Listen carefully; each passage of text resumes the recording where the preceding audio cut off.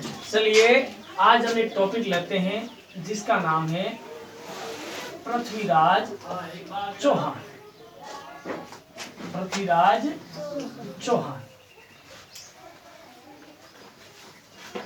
तो सर्वप्रथम हम ये देखेंगे कि पृथ्वीराज के बारे में अपन को जानकारी किन किन ग्रंथों से प्राप्त होती है। तो एक ग्रंथ है जिसका नाम है पृथ्वीराज रासो। इस ग्रंथ के लेखक है चंदबरदाई, जो पृथ्वीराज के मित्र और पृथ्वीराज चौहान के दरबारी कवि थे। दूसरा ग्रंथ है पृथ्वीराज विजय। दूसरे ग्रंथ का क्या नाम है? पृथ्वीराज विजय, जिसके लेखक है जयानक। तो सर्वप्रथम पृथ्वीराज चौहान के बारे में जानकारी इन दो ग्रंथों से अपन को प्राप्त होती है, जिसमें पहला ग्रंथ है पृथ्वीराज चौहान जिसके लेखक चंदबरदाई है, और दूसरा ग्रंथ है पृथ्वीराज विजय जिसको जयानक नाम के कवि ने लिखा था। तो इन दोनों ग्रंथों से पृथ्वीराज चौहान के बारे में जानकारी प्राप्त होती है। वैसे चौहान वंश का संस्थापक वासुदेव को माना जाता है, जो चौहान वंश का आदि पुरुष भी उसको हम कह सकते हैं। इसके अलावा ये वासुदेव चौहान सर्वप्रथम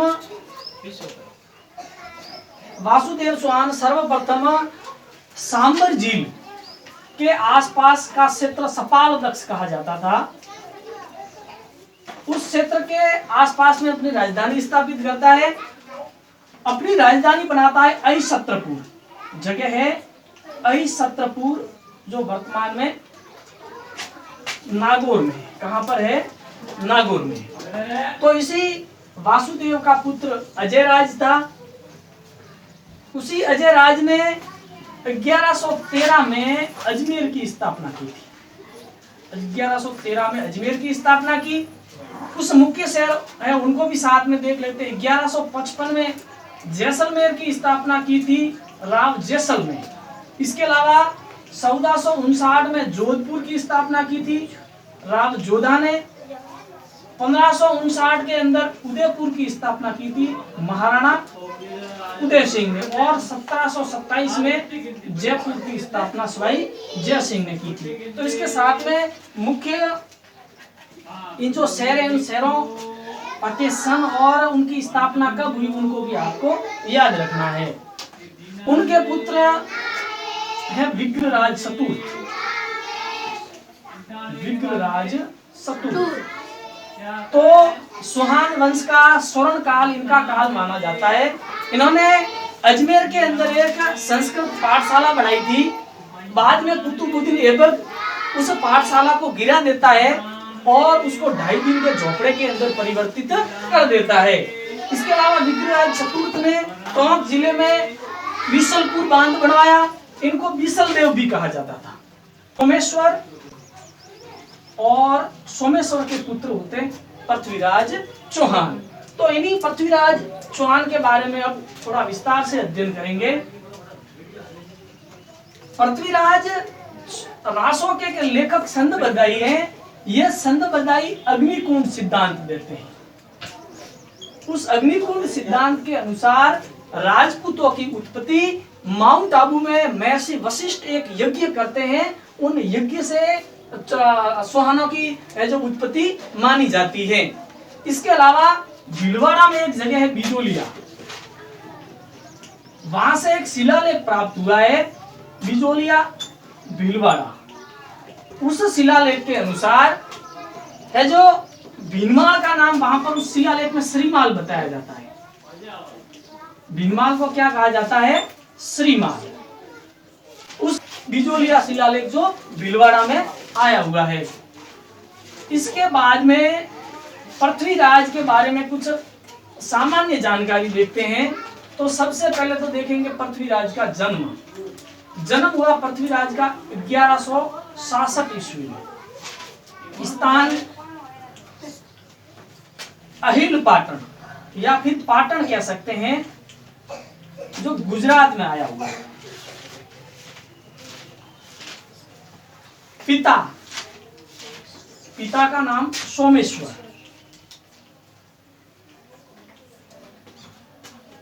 माता, इनके माता का नाम है कर्पूरी देवी, जो इनकी माता थी। फिर है पत्नी, इनकी पत्नी का नाम था संयोगिता।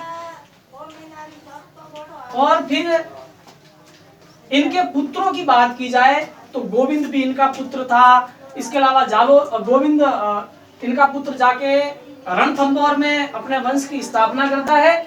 इसके अलावा जालोर में कीर्तिपाल है, जो वो भी है, जो पृथ्वीराज का पुत्र माना जाता है। इसके अलावा इनका राज्याभिषेक किया 1177 में इनका राज्याभिषेक किया। उनकी उम्र थी उस समय मात्र 11 वर्ष। 11 वर्ष की उम्र में इनका राज्याभिषेक किया। तो उनकी माता कर्पूरी देवी है, जो कर्पूरी देवी के नेतृत्व में ये अपना राज्य सिंहासन ग्रहण करते हैं। वो इनकी शरणशिखा बनती है। और इसका एक प्रधानमंत्री थे पृथ्वीराज चौहान के, जिनका नाम था कदम्बवास, या कहीं पर केमास भी बताया जाता है। अब ये तो पृथ्वीराज चौहान के बारे में एक सामान्य जानकारी है। जन्म 1166 में हुआ, स्थान अहिल पाटन गुजरात। पिता का नाम सोमेश्वर है, माता का नाम कर्पूरी देवी, पत्नी संयोगिता, और राज्याभिषेक 11 वर्ष की उम्र में 1177 में उनका राज्याभिषेक किया जाता है।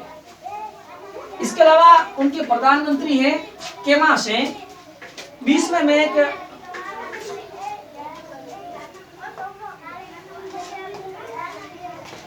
अब पृथ्वीराज चौहान शासक बने हैं, तो राजस्थान की कुछ भौगोलिक स्थिति को हम देख लेते हैं कि उस समय राजस्थान की भौगोलिक स्थिति क्या थी। ये राजस्थान का मानचित्र है। अजमेर यहाँ पर आया हुआ है। अजमेर को राजस्थान का हृदय भी कहते हैं, राजपूताने की कुंजी भी कहा जाता है, और भारत का मक्का भी अजमेर को कहा जाता है। तो जब अजमेर के शासक पृथ्वीराज चौहान ये तृतीय है, पृथ्वीराज चौहान तृतीय शासक बने, तो यहाँ पर एक भंडानक नाम की एक जनजाति रहती थी। वो निरंतर इस क्षेत्र के अंदर आक्रमण करती रहती थी। तो सर्वप्रथम तो पृथ्वीराज चौहान इनके ऊपर आक्रमण करके इनका दमन कर देते हैं। फिर एक शासक होता है इधर, महोबा का शासक होता है परमर्दिदेव चंदेल।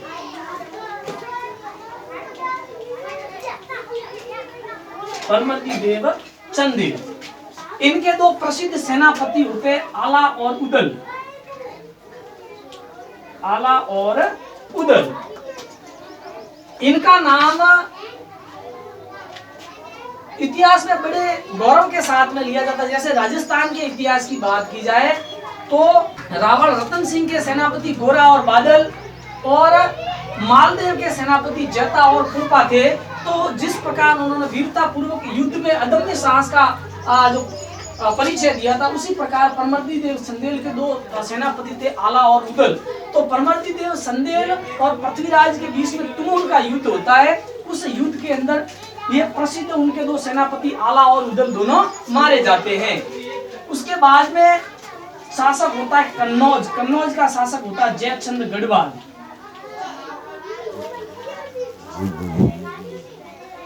कन्नौज का शासक जयचंद गढ़वाल होता है।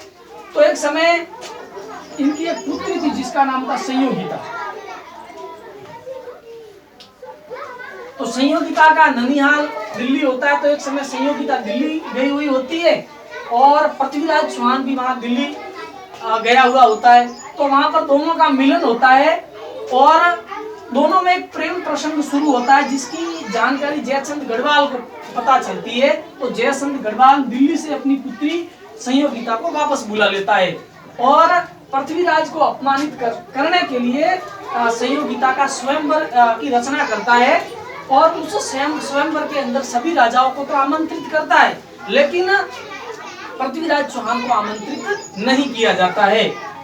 उसके बाद में उस स्वयंवर के अंदर पृथ्वीराज की एक मूर्ति बनाई जाती है। वो पृथ्वीराज का अपमान करने के लिए, और जो अन्य राजा महाराजा राजकुमार बैठे थे उनसे दूर रखी जाती है। लेकिन संयोगिता किसी राजा को अपना वर नहीं सुनते हुए संयोगिता है जो पृथ्वीराज की मूर्ति है जो उसके गले में वो वरमाला डाल देती है। जब ये बात पृथ्वीराज चौहान को पता चलती है तो पृथ्वीराज चौहान कन्नौज आते हैं और संयोगिता का हरण करके जो वापस अजमेर लेके आते हैं। परिणाम ये हुआ कि जयचंद गढ़वाल से भी पृथ्वीराज चौहान की दुश्मनी हो गई। तो आसपास के क्षेत्र में जो पृथ्वीराज ने सभी से दुश्मनी है जो कर ली है। उसके बाद में एक जगह है यहाँ पर गजनी, यहाँ से एक आक्रमणकारी आता है जिसका नाम आपने सुना होगा मोहम्मद गोरी। मोहम्मद गोरी पृथ्वीराज की सेना के ऊपर आक्रमण करता है 1191 में, जिसको कहा जाता है तराइन का प्रथम युद्ध। तराइन का प्रथम युद्ध। इस युद्ध में पृथ्वीराज चौहान का पुत्र गोविंद होता है। वो गोविंद गौरी को पूरी तरह घायल कर देता है और गौरी की सेना घायल होती हुई मैदान छोड़कर भागकर चली जाती है। तो पृथ्वीराज चौहान उस भागती हुई सेना का पीछा नहीं करते हैं और सेना को जाने देते हैं। ये अगले युद्ध में इस भूल का है जो परिणाम और या फिर इस भूल की है जो कीमत उनको अगले युद्ध के अंदर वापस चुकानी पड़ती है। फिर मोहम्मद गोरी अगले वर्ष 1192 में, जिसको तराइन का द्वितीय युद्ध कहा जाता है, वापस तराइन के मैदान में आ गया और बड़ा भीषण युद्ध होता है। उस युद्ध में मोहम्मद गोरी की विजय हो जाती है। कुछ इतिहासकार कहते हैं कि हरियाणा में एक जगह सिरसा, उस सिरसा में मोहम्मद गोरी है जो पृथ्वीराज की हत्या कर देता है। लेकिन उसका दरबारी कवि होता है छंद बरदाई। वो ये कहता है अपने ग्रंथ पृथ्वीराज रासो में कि मोहम्मद गोरी यहाँ पृथ्वीराज चौहान को बंदी बनाकर गजनी लेके चला जाता है और वहां पर उनके साथ में कई प्रकार की अमानवीय उनको यातनाएं दी जाती है, यहाँ तक कि उनकी आंखों को भी निकाल दिया जाता है। तब उसका दरबारी कवि छंद बरदाई है, वो पृथ्वीराज चौहान को मिलने जाता है और अपने ग्रंथ को अधूरा छोड़ के अपने ग्रंथ को पूरा करने का जिम्मा अपने उनके पुत्र कलहण को दे जाता है। इनका पुत्र कलहण फिर पृथ्वीराज रासो ग्रंथ को पूरा करता है और ये छंद बरदाई वहां पर पृथ्वीराज चौहान को मिलने जाते हैं और गौरी को कहते हैं कि भाई पृथ्वीराज चौहान है जो शब्द भेदी बाण चलाने में दक्ष है। भले ही इनकी आंखें तूने निकाल दिए, लेकिन ये शब्द की आवाज के दिशा में बाण लगाते और इनका निशाना एकदम सटीक है।